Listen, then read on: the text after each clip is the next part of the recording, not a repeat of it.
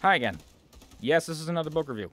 Yes, I'm aware I just released one yesterday. That was intentional. Reason why I'm doing book reviews is just because of the fact that I just got done listening to Horus Rising, which I said I was done listening to a few weeks ago, and that is true, but I just got done listening to False Gods literally yesterday. I'm about 25% of the way into Galaxy in Flames, and overall I'm very impressed with these 3 books, but I will be covering the first 2 right now, since obviously Galaxy in Flames isn't done yet.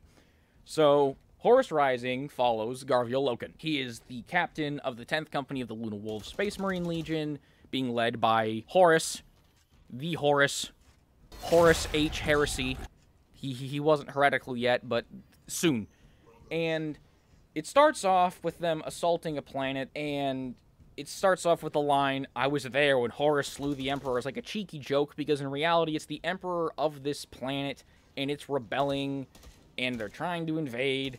And one of the members of the Mournival, which is a 4-person group within the Luna Wolves Legion, serve as advisors to Horus, which consists of Tarek Torgadon, the best member of this, Horus Aximand, Little Horus, who apparently just looks like normal Horus but is smaller, and Abaddon. Yes, that Abaddon. He's actually cool here.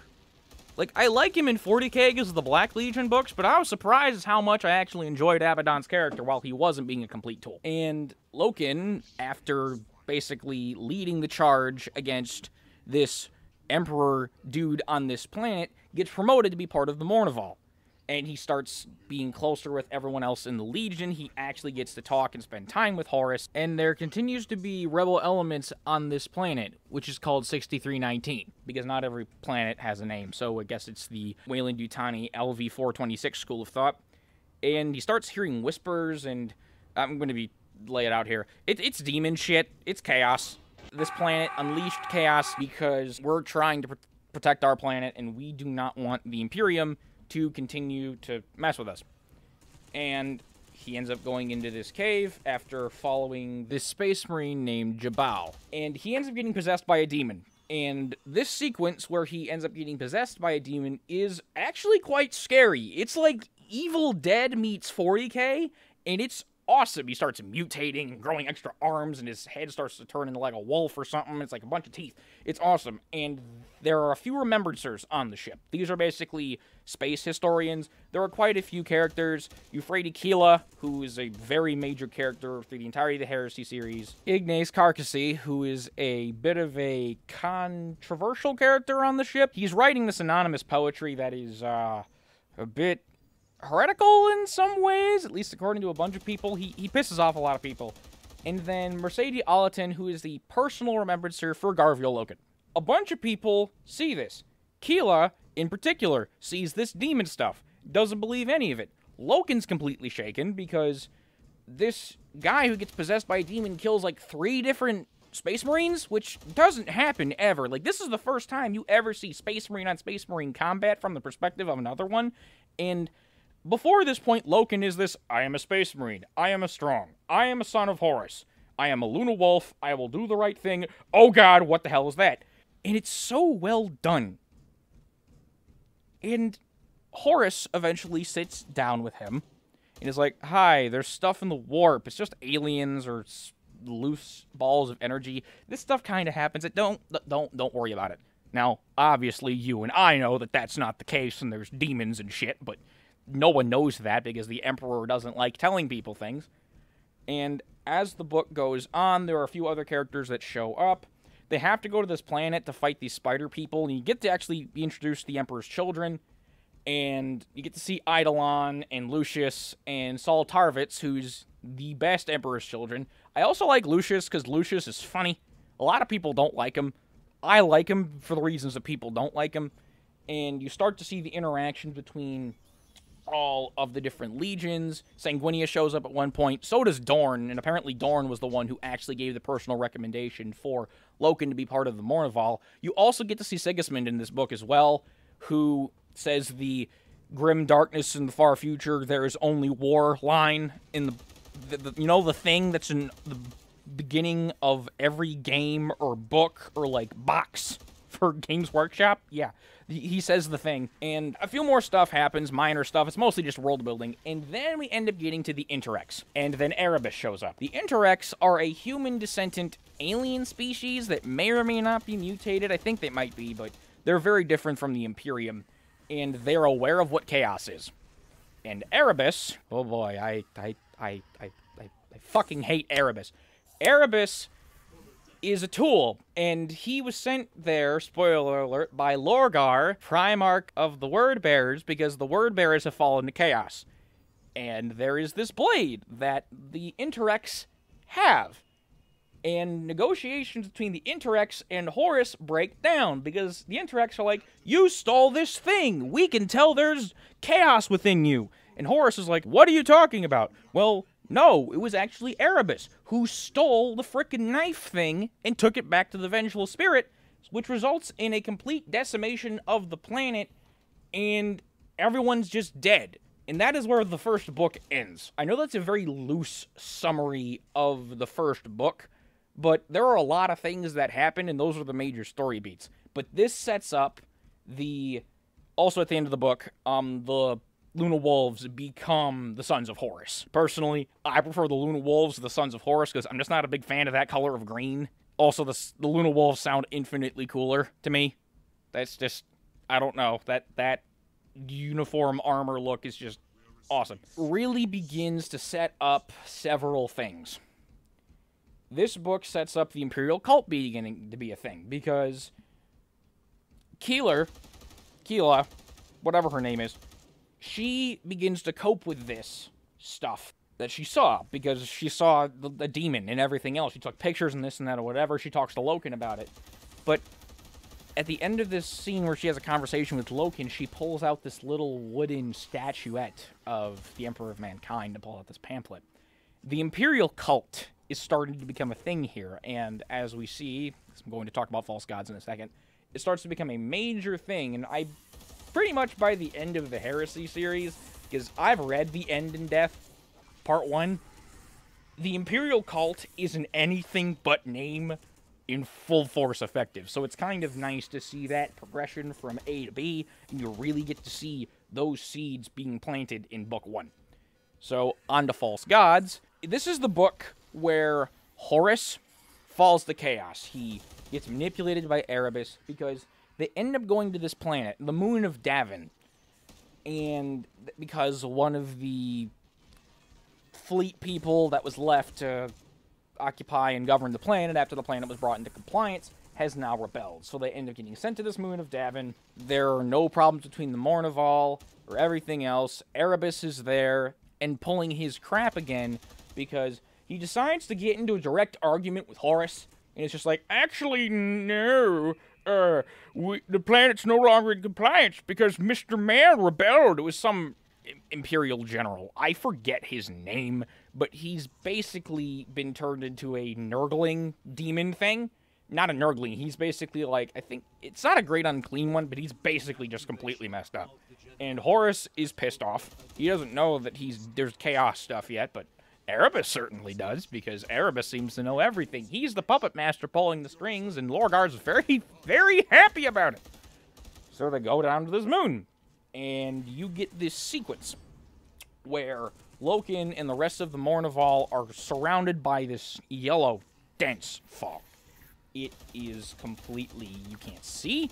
It's covering everything. They even sent Titans down there. Horus wants to quell this rebellion bad, and the second they start to see that everything's all rotted, Poxwalkers start showing up. Zombies, basically. Nurgle zombies, and the sequence where Garviel Loken almost gets drowned by like 6 or 7 of them and has to get saved by another Space Marine is not only harrowing, but is very, very good writing. And as a result, they end up tracing this warp feedback signal thing all the way to this crashed ship that is huge, and they start sending people in, and then Horus ends up going to fight the general dude, and the general dude is completely rotten, and he has the knife that Erebus stole.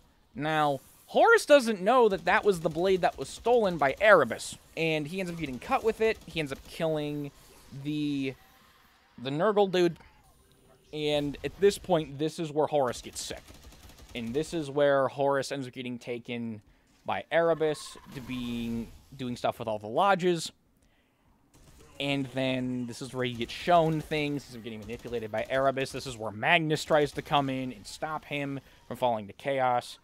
And there is a split in the Mournival because Torgadden and Loken are not there when Erebus is like, oh, hey, I know these dudes. They're really cool. They can heal the War Master. It'll be completely fine. And Torgadden and Loken are rightfully like, no. That's a bad idea. But they find out too late because Abaddon and Little Horus are like, well, this is the only way we can save the War Master.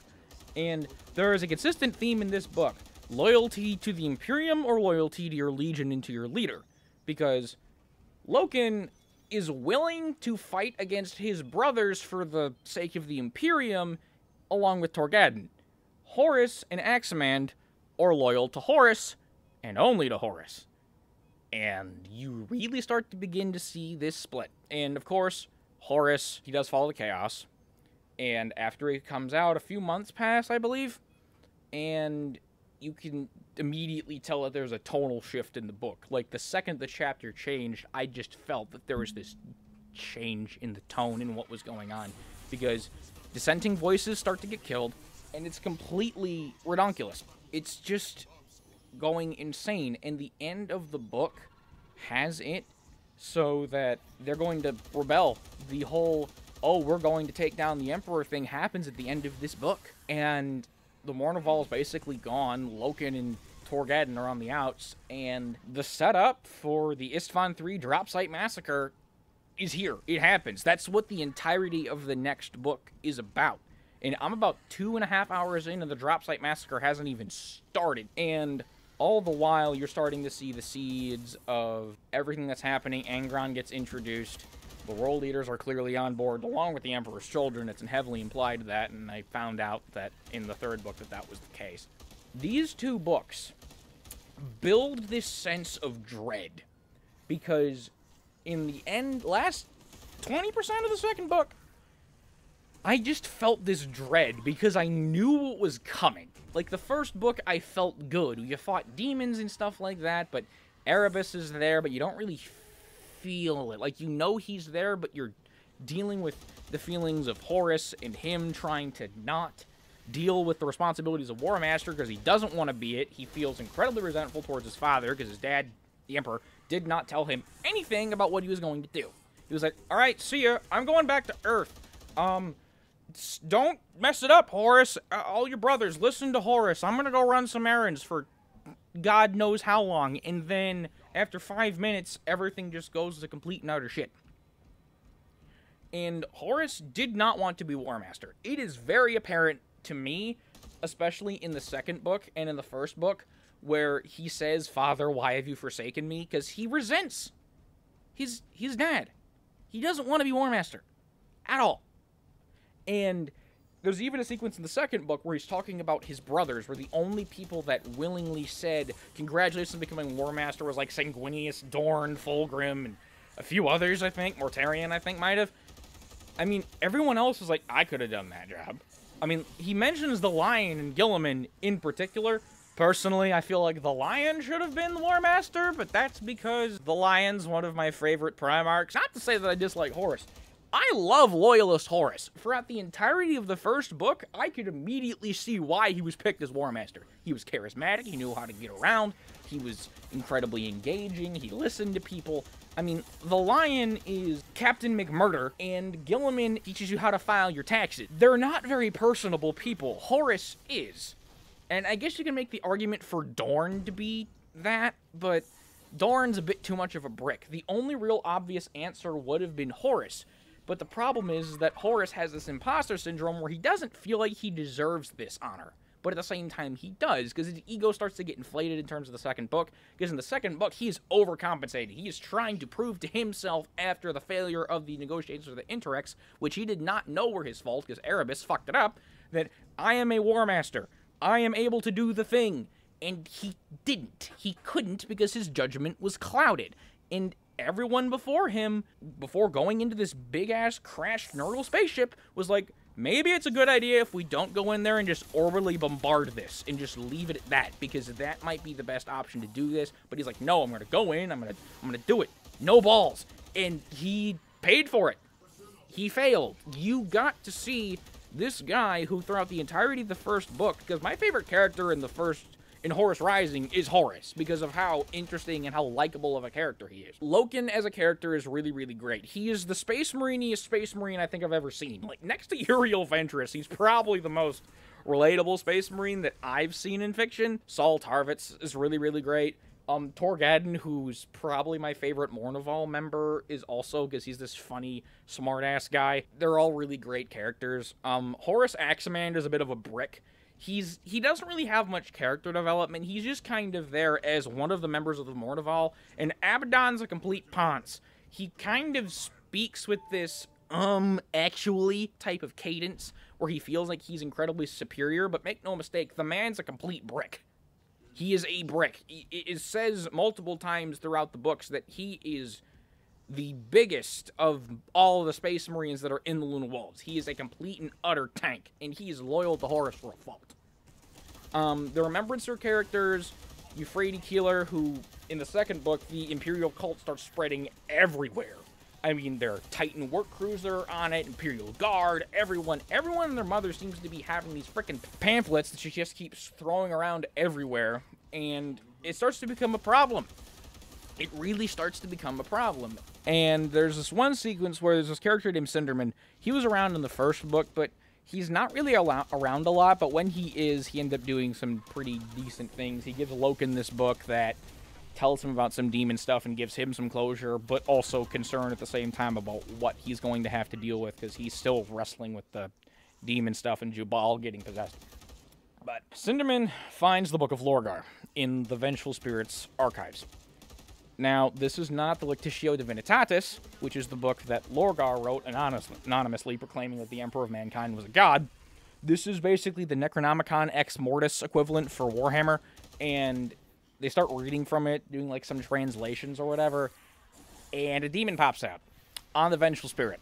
And keep in mind, these are just two standard people trying to hold back a demon. There is an astropath that shows up and starts using her warp psycho powers to try to hold the guy back, but only Keela, with a non-crucifix thing that's basically the Imperium's equivalent of a crucifix, holds it out and starts saying the Emperor protects repeatedly and saying all of this stuff, and the demon just goes away. Through the power of faith alone, she banishes this demon back to the warp, and then because of her injuries she sustained during this fight, she gets put into a freaking coma. And this is the first time you ever see a Miracle of the Emperor happen, which is something that happens a lot. But when you see what's going on in 40K now, with the Eldar saying, yeah, the power of belief is a very real thing, and the Tower also saying the same thing, you are starting to see that stuff come back, and it's honestly really neat. Cinderman, as well, is also a really neat character. All of the remembrances are really, really great. Mercedes Allerton also seems to just have a weird fascination with Loken, because the amount of times within the two books she goes, seeing him without his armor is an experience, is funny. Because it's just like, you get it, he's a Space Marine, he's a big, muscly dude, lady, get over it. But all the characters are really, really good. Major, minor, does not matter. They're all well written, and it is a bit of a dense book. A lot happens. I'm pretty sure I forgot some stuff that happened in the books, or I skipped it intentionally because it would have just gotten me more bogged down than I already have, because there's a lot to talk about when it comes to both of these books. And I'm really enjoying it. I'll probably make a video on Galaxy in Flames as well, and I may make periodic discussion videos about the books as I read them, because I want to listen to them, and they're good books. In short, Horus Rising and False Gods, if I had to pick a favorite out of the two, I'd probably say I like False Gods more than Horus Rising, because False Gods really begins to dial up this tension that exists, because you start to feel incredibly uncomfortable, because after Horus falls to chaos, you can tell that there's an immediate difference in the way he behaves and everything else and the way the rest of the Legion behaves. It's incredibly uncomfortable because you know what's going to happen.